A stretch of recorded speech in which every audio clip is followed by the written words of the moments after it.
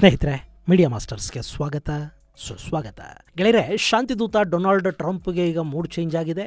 ಶಾಂತಿಯಿಂದ ಆತ ಯುದ್ಧದ ಮೂಡಿಗೆ ಶಿಫ್ಟ್ ಆದಂತೆ ಕಾಣ್ತಾ ಇದೆ. ಹೀಗಾಗಿ ವೆನೆಜುವೆಲಾದ ಸಮುದ್ರದಲ್ಲಿ ಅಮೆರಿಕಾದ ಫ್ರಿಗೇಟುಗಳು, ಸಬ್ಮರೀನುಗಳು ಬಂದು ನಿಂತಿವೆ. ಆ ಸಮುದ್ರ ತೀರದಲ್ಲಿ F-35 ಯುದ್ಧ ವಿಮಾನಗಳು ಹಾರಾಡ್ತಾ ಇವೆ. ಹಾಗೆ ವೆನೆಜುವೆಲಾ ಕೂಡ ಅಮೆರಿಕಾದ ಯುದ್ಧ ನೌಕೆಗಳ ಸಮೀಪ ತನ್ನ F-16 ಯುದ್ಧ ವಿಮಾನಗಳನ್ನು ಹಾರಾಟ ಮಾಡಿಸಿದೆ. ಹಾಗಾದರೆ ಅಮೆರಿಕ ದಕ್ಷಿಣ ಅಮೆರಿಕಾದ ಈ ದೇಶದ ಮೇಲೆ ದಾಳಿ ಮಾಡೇ ಬಿಡುತ್ತಾ? ಇರಾನ್ ಮೇಲೆ ಅಮೆರಿಕ ದಾಳಿ ಮಾಡಿದ ಹಾಗೆ ಅಥವಾ ಭಾರತ ಪಾಕಿಸ್ತಾನದ ಮೇಲೆ ದಾಳಿ ಮಾಡಿದ ಹಾಗೆ ಅಮೆರಿಕ ವೆನೆಜುವೆಲಾ ಮೇಲೆ ಬಾಂಬಿಂಗ್ ಮಾಡೋ ಸಾಧ್ಯತೆ ಏನಾದರೂ ಇದೆಯಾ?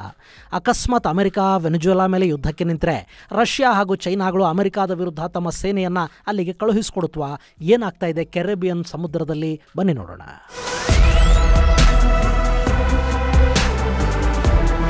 ಗೆಳೆಯರೆ, ವೆನೆಜುವೆಲಾ ನೀವಿಲ್ಲಿ ಮ್ಯಾಪಲ್ಲಿ ನೋಡ್ತಾ ಇದ್ದೀರಲ್ಲ, ಇದು ಜಗತ್ತಲ್ಲೇ ಅತ್ಯಂತ ಸಂಪದ್ಭರಿತವಾದ ತೈಲ ನಿಕ್ಷೇಪಗಳನ್ನು ಹೊಂದಿದ್ರು, ಬ್ಲೂ ಎಕಾನಮಿಗೆ ಅವಕಾಶಗಳು ಸಾಕಷ್ಟಿದ್ರು, ಅಮೆರಿಕಾಗೆ ತುಂಬ ಹತ್ತಿರವೇ ಇದ್ರೂ ಕೂಡ ತೀವ್ರ ಆರ್ಥಿಕ ಸಮಸ್ಯೆಗಳು, ರಾಜಕೀಯ ಬಿಕ್ಕಟ್ಟನ್ನು ಎದುರಿಸ್ತಾ ಇರೋ ದೇಶ ವೆನೆಜುವೆಲಾ. ಇಲ್ಲಿನ ಜನಸಂಖ್ಯೆ ತುಂಬಾ ದೊಡ್ಡದೇನಲ್ಲ. ಅಲ್ಲಿ ಸುಮಾರು 3 ಕೋಟಿ ಜನ ವಾಸ ಮಾಡ್ತಾರೆ. ನಿಕೋಲಸ್ ಮಡುರೋ ಆ ದೇಶದ ಅಧ್ಯಕ್ಷ. ಆದ್ರೆ ಅಮೆರಿಕಾದ ಮಿತ್ರ ದೇಶಗಳೇನಿವೆ ಅವು ಈ ಮಡುರೋ ಆಯ್ಕೆಯನ್ನ ಸಮರ್ಥಿಸೋದಿಲ್ಲ. ಅವರನ್ನ ವೆನೆಜುವೆಲಾದ ನ್ಯಾಯಸಮ್ಮತ ಅಧ್ಯಕ್ಷ ಅಂತ ಒಪ್ಕೊಳ್ಳೋದಿಲ್ಲ. ಚುನಾವಣಾ ಕ್ರಮಗಳ ಮೂಲಕ ಮಡುರೋ ಅಲ್ಲಿ ಅಧಿಕಾರವನ್ನು ಕೈಗೆತ್ತಿಕೊಂಡಿದ್ದಾರೆ ಅನ್ನೋದು ಅಮೆರಿಕ ಮಾಡುವ ಆರೋಪ. ಇಲ್ಲಿ ಮಡುರೋ ಮಾತ್ರ ಅಲ್ಲ, ಅವರಿಗೂ ಹಿಂದಿದ್ದ ಹ್ಯೂಗೋ ಶಾವೆಜ್ ಬಗ್ಗೆ ಕೂಡ ಅಮೆರಿಕ ಒಳ್ಳೆಯ ಅಭಿಪ್ರಾಯವನ್ನು ಹೊಂದಿರಲಿಲ್ಲ. ಶಾವೆಜ್ ಒಬ್ಬ ಡಿಕ್ಟೇಟರ್ ಆಗಿದ್ರು ಅನ್ನೋ ಆರೋಪವನ್ನು ಅಮೆರಿಕ ಮಾಡ್ತಾ ಇತ್ತು. ಯಾಕೆಂದರೆ ಶಾವೆಜ್ ಅಮೆರಿಕಾದ ಜೊತೆ ಉತ್ತಮ ಬಾಂಧವ್ಯವನ್ನು ಹೊಂದಿರಲಿಲ್ಲ. ಅವರು ಸಮಾಜವಾದಿ ನಾಯಕರಾಗಿದ್ದರು ಮತ್ತು ರಷ್ಯಾ ಜೊತೆ ಸ್ನೇಹ ಸಂಬಂಧಗಳನ್ನು ಇಟ್ಟುಕೊಂಡಿದ್ದರು. ಸಹಜನೇ ನೋಡಿ, ಅಮೆರಿಕ ಇಡೀ ಜಗತ್ತನ್ನು ತಾನಾಳಬೇಕು ಅಂತ ಭಾವಿಸುತ್ತೆ. ರಷ್ಯಾ ಹಾಗೂ ಚೈನಾಗಳ ಆಧಿಪತ್ಯ ಯಾವತ್ತಿಗೂ ಹೆಚ್ಚಾಗಬಾರ್ದು ಅಂತ ಬಯಸುತ್ತೆ ಮತ್ತು ಅದಕ್ಕಾಗಿ ಏನು ಬೇಕಾದರೂ ಮಾಡೋದಕ್ಕೆ ಸಿದ್ಧ ಆಗುತ್ತೆ.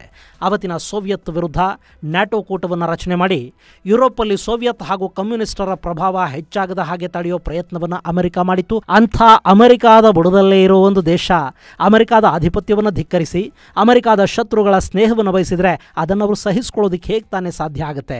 ಜಗತ್ತಿನ ಯಾವುದೇ ಮೂಲೆಯಲ್ಲಿ ತನ್ನ ಮಾತು ಕೇಳದ ಸರ್ಕಾರ ಇದ್ರೆ ಅದನ್ನು ಪದಚ್ಯುತಗೊಳಿಸಿ ಅಲ್ಲಿ ತಮ್ಮ ಕೈಗೊಂಬೆಗಳನ್ನು ತಂದು ಕೂಡಿಸಬೇಕು ಅಂತ ಯೋಚಿಸುವ ಅಮೆರಿಕ ತನ್ನ ಸಮೀಪನೇ ತನ್ನ ಮಾತು ಕೇಳದ ಸರ್ಕಾರವನ್ನು ಹೇಗೆ ತಾನೇ ಸಹಿಸಿಕೊಂಡಿತು? ತೈಲ ಮತ್ತು ಅದರ ಮೇಲಿನ ಆಧಿಪತ್ಯಕ್ಕಾಗಿ ಇಡೀ ಮಧ್ಯಪ್ರಾಚ್ಯವನ್ನು ಯುದ್ಧಗ್ರಸ್ತಗೊಳಿಸಿ ಅಲ್ಲಿನ ತೈಲ ವ್ಯಾಪಾರದ ಮೇಲೆ ಆಧಿಪತ್ಯವನ್ನು ಸ್ಥಾಪನೆ ಮಾಡಿದ ಅಮೆರಿಕ ತನ್ನ ಪಕ್ಕದಲ್ಲೇ ಇರೋ ಅತ್ಯಂತ ಸಂಪದ್ಭರಿತ ದೇಶವೊಂದು ತನ್ನದೇ ತೈಲ ಕಂಪನಿಗಳನ್ನು ಒಳಗೆ ಬಿಟ್ಕೊಳ್ಳೋದೇ ಇದ್ರೆ, ತನಗೆ ಲಾಭ ಮಾಡಿಕೊಳ್ಳೋದಕ್ಕೆ ಅವಕಾಶವನ್ನು ಕೊಡದೇ ಇದ್ರೆ ಹೇಗೆ ತಾನೇ ಸಹಿಸಿಕೊಂಡಿತು? ಸೊ ಶಾವೆಜ್ ಅವರ ಆಡಳಿತದ ವಿರುದ್ಧವೂ ಅಮೆರಿಕ ಕತ್ತಿ ಮಸಿತಾ ಇತ್ತು. ಆದರೆ ಶಾವೆಜ್ ಅತ್ಯಂತ ಜನಪ್ರಿಯ ನಾಯಕರಾಗಿದ್ದರು. ಅವರ ಕೆಲ ಹುಚ್ಚು ಸಮಾಜವಾದಿ ನಿರ್ಧಾರಗಳು ಆ ದೇಶವನ್ನು ಆರ್ಥಿಕವಾಗಿ ಅಧಃಪತನದ ಹಾದಿ ಹಿಡಿಯೋ ಹಾಗೆ ಮಾಡಿತು. ಅದರ ಜೊತೆಗೆ ಅಮೆರಿಕ ನಿರ್ಬಂಧಗಳನ್ನು ಕೂಡ ಅವರ ಮೇಲೆ ಹೇರ್ತು. ಹೀಗಾಗಿ ಶ್ರೀಮಂತ ರಾಷ್ಟ್ರಗಳಲ್ಲಿ ಒಂದಾಗಿ ಕಂಗೊಳಿಸಬೇಕಿದ್ದ ವೆನೆಜುವೆಲಾ ಒಂದು ತುಂಡು ಬ್ರೆಡ್ಗಾಗಿ ಕೂಡ ಪರಿತಪಿಸುವ ಪರಿಸ್ಥಿತಿಯಲ್ಲಿ ನಿರ್ಮಾಣ ಆಯಿತು.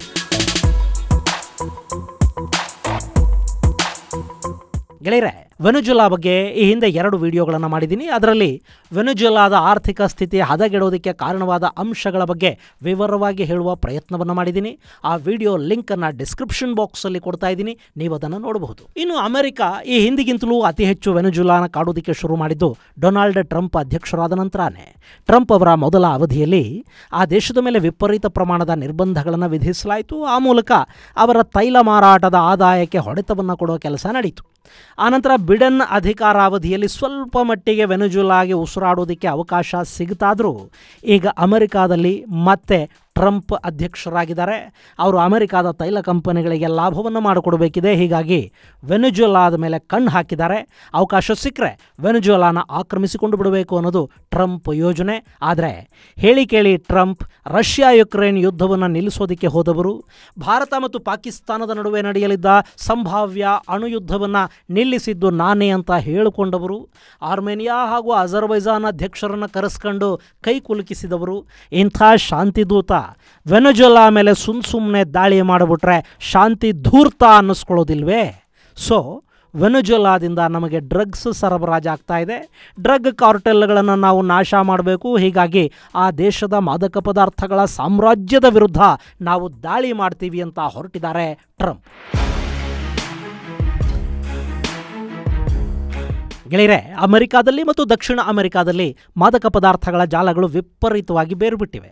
ಅದರಲ್ಲೂ ಲ್ಯಾಟಿನ್ ಅಮೆರಿಕಾದಲ್ಲಿ ಅಂದರೆ ಈ ಮೆಕ್ಸಿಕೋ, ಕೊಲಂಬಿಯಾ, ವೆನೆಜುವೆಲಾ ಮುಂತಾದ ದೇಶಗಳಿವೆಯಲ್ಲ, ಇಲ್ಲಿಂದ ಅವು ಕಾರ್ಯನಿರ್ವಹಿಸ್ತಾ ಇವೆ. ವೆನೆಜುವೆಲಾದಲ್ಲಿ ಕಾರ್ಟೆಲ್ ಡೆ ಲಾಸ್ ಸೋಲ್ಸ್ ಅಂತ ಗುರುತಿಸಿಕೊಂಡಿರುವ ಡ್ರಗ್ ಕಾರ್ಟೆಲ್ಗೆ ಅಲ್ಲಿನ ಸರ್ಕಾರದ ಜೊತೆಗೆ ನಂಟಿದೆ. ಅವರು ಕೊಕೈನ್ ಅನ್ನ ಕೆರೆಬಿಯನ್ ಸಮುದ್ರದ ಮೂಲಕ ಅಮೆರಿಕಾಗೆ ಸಾಗಿಸ್ತಾರೆ ಅನ್ನೋದು ಅಮೆರಿಕ ಮಾಡೋ ಆರೋಪ. ಡ್ರಗ್ಸ್ ಹಾವಳಿಯ ಕಾರಣಕ್ಕೆ ಅಮೆರಿಕಾದಲ್ಲಿ ಸಾಕಷ್ಟು ಸಾವುಗಳು ಸಂಭವಿಸ್ತಾ ಇವೆ. ಅದನ್ನು ನಿಯಂತ್ರಿಸುವ ನಿಟ್ಟಲ್ಲಿ ಅಮೆರಿಕ ವೆನೆಜುವೆಲಾದ ಅಧ್ಯಕ್ಷ ನಿಕೋಲಸ್ ಮುಡುರೋ ಮೇಲೆ ಮಾದಕ ಪದಾರ್ಥಗಳ ಭಯೋತ್ಪಾದನೆಯ ಪ್ರಕರಣವನ್ನು ದಾಖಲು ಮಾಡಿತು ಮತ್ತು ಅದೇ ಪ್ರಕರಣದಲ್ಲಿ ಆತನನ್ನು ಬಂಧಿಸೋದಕ್ಕೆ ವಾರಂಟ್ ಅನ್ನು ಕೂಡ ಹೊರಡಿಸಿದೆ. ಆತನನ್ನು ಹಿಡಿದುಕೊಟ್ರೆ 50 ಲಕ್ಷ ರೂಪಾಯಿ ಬಹುಮಾನ ಘೋಷಣೆಯನ್ನು ಕೂಡ ಅಮೆರಿಕ ಮಾಡಿದೆ. ಈಗ ಅಮೆರಿಕದ ಯುದ್ಧ ನೌಕೆಗಳು ಕೆರೆಬಿಯನ್ ಸಮುದ್ರದಲ್ಲಿ ವೆನೆಜುವೆಲಾನ ಮುತ್ತಿಗೆ ಹಾಕಿವೆ. ಅಲ್ಲಿ ಸುಮಾರು 8 ಹಡಗುಗಳು ಮತ್ತು 1 ಸಬ್ಮರಿನ್ ಅನ್ನು ನಿಯೋಜಿಸಲಾಗಿದೆ ಅಂತ ಹೇಳ್ತಾ ಇದ್ದಾರೆ. USS Gravely, USS Jason Dunham, USS Sampson, USS IWO ಮತ್ತು ಇತರ ಮಿಸೈಲ್ ಡೆಸ್ಟ್ರಾಯರ್ಗಳು ಅಲ್ಲಿ ನಿಂತಿವೆ. 10 F-35 ಸ್ಟೆಲ್ತ್ ಫೈಟರ್ ಜೆಟ್ಗಳನ್ನು ಪೋರ್ಟೋರಿಕೋದ ಏರ್ ಫೀಲ್ಡ್ಗೆ ನಿಯೋಜನೆ ಮಾಡಿದ್ದಾರೆ. ಇದರ ಜೊತೆಗೆ P-8 ವಿಮಾನಗಳು ಮತ್ತು ಇತರ ಸರ್ವೆಲೆನ್ಸ್ ವಿಮಾನಗಳು ಕೂಡ ಅಲ್ಲಿ ಕಾರ್ಯನಿರ್ವಹಿಸ್ತಾ ಇವೆ. ಇಲ್ಲಿ USS ಜಾನ್ಸನ್ ಡನ್ಹ್ಯಾಮ್ ಮೇಲೆ ಒಂದು ಯುದ್ಧ ವಿಮಾನ ವರ್ಟಿಕಲ್ ಆಗಿ ಲ್ಯಾಂಡ್ ಆಗ್ತಾ ಇರೋ ದೃಶ್ಯ ಒಂದಿದೆ, ಅದನ್ನು ನೋಡ್ಬಿಡಿ. ಅಲ್ಲೇ ಪಕ್ಕದಲ್ಲಿ 2 F-16ಗಳು ಕೂಡ ನಿಂತಿವೆ. ಇನ್ನು ಮೊನ್ನೆ ಅಷ್ಟೇ ವೆನೆಜುವೆಲಾ ಕರಾವಳಿಯಲ್ಲಿ ಬೋಟ್ ಒಂದರ ಮೇಲೆ ಅಮೆರಿಕದ ಯುದ್ಧ ನೌಕೆಗಳು ದಾಳಿ ಮಾಡಿವೆ. ಆ ಬೋಟ್ನಲ್ಲಿದ್ದ 11 ಮಂದಿ ಸಾವಿಗೀಡಾಗಿದ್ದಾರೆ. ಅವರೆಲ್ಲ ಡ್ರಗ್ಸ್ ಮಾಫಿಯಾದ ಜನ ಅಂತ ಅಮೆರಿಕ ಹೇಳಿದೆ. ಆದರೆ ಈ ಆರೋಪವನ್ನು ವೆನೆಜುವೆಲಾ ನಿರಾಕರಿಸಿದೆ. ನಮ್ಮ ನಾಗರಿಕರನ್ನು ಅಮೆರಿಕ ಕೊಂದಿದೆ ಅನ್ನೋದು ವೆನೆಜುವೆಲಾ ಮಾಡ್ತಾ ಇರೋ ಆರೋಪ. ಹಾಗೆ ಅಮೆರಿಕದ ಈ ದಾಳಿಗೆ ಅಮೆರಿಕಾದಲ್ಲಿ ಕೂಡ ಒಂದಷ್ಟು ವಿರೋಧಗಳು, ಪ್ರಶ್ನೆಗಳು ಹುಟ್ಟುತ್ತಾ ಇವೆ. ಸಾಕಷ್ಟು ಜನ ಈ ದಾಳಿಯನ್ನು ಟ್ರಂಪ್ ಅವರ ದುಡುಕುತನ ಅಂತ ಬಣ್ಣಿಸ್ತಾ ಇದ್ದಾರೆ. ಗೆಳೆಯರೆ, ಇಲ್ಲಿ ಅಮೆರಿಕ ಕಳೆದ 25 ವರ್ಷಗಳಲ್ಲಿನ ಎಲ್ಲ ಆಡಳಿತಗಳಿಗಿಂತಲೂ ಈ ಬಾರಿ ತುಂಬ ಅಗ್ರೆಸಿವ್ ಆಗಿ ಕಾಣ್ತಾ ಇದೆ. ವಿದೇಶಿ ಸಂಬಂಧಗಳು, ವ್ಯಾಪಾರಗಳಿಂದ ಹಿಡಿದು ಸೇನಾ ಕಾರ್ಯಾಚರಣೆಗಳವರೆಗೆ ಅಮೆರಿಕ ಪ್ರತಿಯೊಂದರಲ್ಲೂ ಆಕ್ರಮಣಶೀಲ ಮನಸ್ಥಿತಿಯನ್ನು ಪ್ರದರ್ಶಿಸ್ತಾ ಇದೆ. ಜಗತ್ತಿನ ನಾನಾ ದೇಶಗಳ ಮೇಲೆ ವ್ಯಾಪಾರ ಯುದ್ಧವನ್ನು ಅಮೆರಿಕ ಸಾರಿದೆ. ಭಾರತದಂತಹ ದೇಶಕ್ಕೆ ಯಾರ ಜೊತೆ ವ್ಯಾಪಾರ ಮಾಡಬೇಕು, ಯಾರ ಜೊತೆ ಮಾಡಬಾರ್ದು, ಯಾರ ಜೊತೆ ಸಂಬಂಧಗಳನ್ನು ಇಟ್ಕೋಬೇಕು, ಯಾರನ್ನು ದೂರ ಇಡಬೇಕು ಅನ್ನೋದನ್ನು ಅಮೆರಿಕಾನೇ ಹೇಳೋ ಪ್ರಯತ್ನವನ್ನು ಮಾಡ್ತಾ ಇದೆ. ರಷ್ಯಾ ಜೊತೆ ನೀವು ತೈಲ ಖರೀದಿಯನ್ನು ಮಾಡ್ತಾ ಇದ್ದೀರಿ, ಹೀಗಾಗಿ ನಿಮ್ಮ ಮೇಲೆ 25% ಸುಂಕವನ್ನು ವಿಧಿಸ್ತಾ ಇದ್ದೀವಿ ಅಂತ ಹೇಳುವಷ್ಟು ದಾರ್ಷ್ಟ್ಯವನ್ನು ಅಮೆರಿಕ ಪ್ರದರ್ಶಿಸ್ತಾ ಇದೆ. ಹಾಗೆ ಇರಾನ್ ಮೇಲೆ ಬಾಂಬರ್ಗಳನ್ನು ಬಳಸಿ ದಾಳಿ ಮಾಡ್ತು. ಈಗ ವೆನೆಜುವೆಲಾದ ತೀರದಲ್ಲಿ ತನ್ನ ಯುದ್ಧ ನೌಕೆಗಳನ್ನು ನಿಲ್ಲಿಸಿದೆ. CNN ವರದಿಯ ಪ್ರಕಾರ ಟ್ರಂಪ್ ವೆನೆಜುವೆಲಾ ಮೇಲೆ ದಾಳಿ ಮಾಡಿಸುವ ಸಾಧ್ಯತೆಗಳು ಕೂಡ ಇವೆ ಅಂತ ಹೇಳಲಾಗ್ತಾ ಇದೆ. ಅಂದರೆ ವೆನೆಜುವೆಲಾದಲ್ಲಿ ಡ್ರಗ್ಸ್ ಕಾರ್ಟೆಲ್ಗಳು ಅಂತ ಗುರುತಿಸಲಾದ ಸ್ಥಳಗಳ ಮೇಲೆ ಅಮೆರಿಕ ಮಿಸೈಲ್ ದಾಳಿ ಮಾಡೋ ಸಾಧ್ಯತೆಗಳಿವೆ ಅಂತ ಅಲ್ಲಿನ ಮಾಧ್ಯಮಗಳು ವರದಿ ಮಾಡ್ತಾ ಇವೆ. ಹಾಗೆ ವೆನೆಜುವೆಲಾ ಅಧ್ಯಕ್ಷ ಮುಡುರೋ ಕೂಡ ಸುಮಾರು 4 ಮಿಲಿಯನ್ ಜನರ ಕೈಗೆ ಆಯುಧಗಳನ್ನು ಕೊಟ್ಟು ಅಮೆರಿಕದ ವಿರುದ್ಧ ಯುದ್ಧಕ್ಕೆ ನಿಲ್ಲಿಸಿದ್ದಾರೆ ಅಂತ ವೆನೆಜುವೆಲಾ ಹೇಳ್ತಾ ಇದೆ. ಆದರೆ ಅಮೆರಿಕದ ಸೇನಾ ಶಕ್ತಿಯ ಮುಂದೆ ಆ ಪುಟ್ಟ ದೇಶ ಹೆಚ್ಚು ಹೊತ್ತು ನಿಲ್ಲೋದಿಕ್ಕೆ ಸಾಧ್ಯ ಆಗೋದಿಲ್ಲ. ಅವರ ಆಯುಧ ಮತ್ತು ಸೇನಾ ಶಕ್ತಿ ಕೂಡ ದೊಡ್ಡದಲ್ಲ. ವೆನೆಜುವೆಲಾ ಬಳಿ ಕೂಡ ಒಂದಷ್ಟು F-16 ಯುದ್ಧ ವಿಮಾನಗಳಿವೆ. ಅವುಗಳನ್ನು ಅವರು ಸಮುದ್ರದ ಮೇಲೆ ಹಾರಿಸ್ತಾ ಇದ್ದಾರೆ. ಆದರೆ ಅಮೆರಿಕದ ಮಿಸೈಲುಗಳು ಅವುಗಳನ್ನು ಹೆಚ್ಚು ಹೊತ್ತು ಬದುಕೋದಿಕ್ಕೆ ಬಿಡೋದಿಲ್ಲ. ಅಕಸ್ಮಾತ್ ಇಲ್ಲೇನಾದರೂ ಯುದ್ಧ ಆದರೆ ವೆನೆಜುವೆಲಾ ಬಳಿ ಇರುವ ಅಮೆರಿಕದ F-16 ಯುದ್ಧ ವಿಮಾನಗಳನ್ನು ಅಮೆರಿಕ ತನ್ನದೇ ಯುದ್ಧ ವಿಮಾನಗಳ ಮೂಲಕ ಹೊಡೆದು ಕೆಡವುತ್ತೆ. ಅಲ್ಲಿಗೆ ಅಮೆರಿಕದ ಯುದ್ಧ ವಿಮಾನಗಳನ್ನು ಅಮೆರಿಕಾನೇ ಕೆಡವುಕೊಂಡು ಹಾಗಾಗತ್ತೆ. ಇನ್ನು ವೆನೆಜುವೆಲಾಗೆ ಈ ಸಂದರ್ಭದಲ್ಲಿ ಬ್ರಿಕ್ಸ್ ದೇಶಗಳು ಬೆಂಬಲವಾಗಿ ನಿಂತ್ಕೋಬೇಕು, ರಷ್ಯಾ ಹಾಗೂ ಚೈನಾಗಳು ಸೇನಾ ಸಹಾಯವನ್ನು ಮಾಡಬೇಕು ಅಂತ ಅಮೆರಿಕದ ಮತ್ತೊಂದು ವಿರೋಧಿ ದೇಶ ಬ್ರೆಜಿಲ್ ಹೇಳಿದೆ. ಆದರೆ ಅದು ಕೂಡ ಸಾಧ್ಯವಾಗುವ ಮಾತು ಅಂತ ಅನ್ನಿಸ್ತಾ ಇಲ್ಲ. ಯಾಕೆಂದ್ರೆ ಚೈನಾ ಮತ್ತು ರಷ್ಯಾಗಳಿಗೆ ಇದು ಭೌಗೋಳಿಕವಾಗಿ ಹತ್ತಿರದಲ್ಲಿರೋ ದೇಶ ಅಲ್ಲ.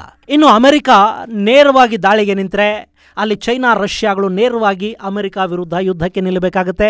ಅದನ್ನು ಅವರು ಯಾವುದೇ ಕಾರಣಕ್ಕೂ ಮಾಡೋದಕ್ಕೆ ಹೋಗೋದಿಲ್ಲ. ಇರಾನ್ ವಿಷಯದಲ್ಲಿ ನಾವೀಗಾಗಲೇ ಅದನ್ನು ನೋಡಿದ್ದೀವಿ ಕೂಡ. ಚೈನಾ ಆಗಲಿ ರಷ್ಯಾ ಆಗಲಿ ಇರಾನಿನ ನೆರವಿಗೆ ಅವತ್ತು ಬರಲಿಲ್ಲ. ಚೈನಾ ಅಲ್ಲೊಂದಷ್ಟು ಆಯುಧಗಳನ್ನು ವೆನೆಜುವೆಲಾಗೆ ಕಳುಹಿಸಿಕೊಡಬಹುದೇ ಹೊರತು ಬೇರಿನ್ಯಾವ ಸಹಾಯನೂ ಅವರಿಂದ ಸಿಗೋದು ಅನುಮಾನ. ಇನ್ನು ಟ್ರಂಪ್ ಕೂಡ ಸದ್ಯಕ್ಕೆ ವೆನೆಜುವೆಲಾನ ಆಕ್ರಮಿಸಿಕೊಳ್ಳೋದಕ್ಕೆ ಮುಂದಾಗಲಾರರು. ಬದಲಿಗೆ ಆ ದೇಶದ ಮೇಲೆ ಒಂದಷ್ಟು ದಾಳಿಗಳನ್ನು ಮಾಡಬಹುದು. ಡ್ರಗ್ ಕಾರ್ಟೆಲ್ಗಳು ಅನ್ನೋ ಹೆಸರಲ್ಲಿ ಒಂದಷ್ಟು ಪ್ರದೇಶಗಳ ಮೇಲೆ ಬಾಂಬು ಮಿಸೈಲ್ಗಳನ್ನು ಹಾಕಿ ಸಮಸ್ಯೆಯನ್ನು ಅಲ್ಲಿ ಸೃಷ್ಟಿ ಮಾಡಬಹುದು.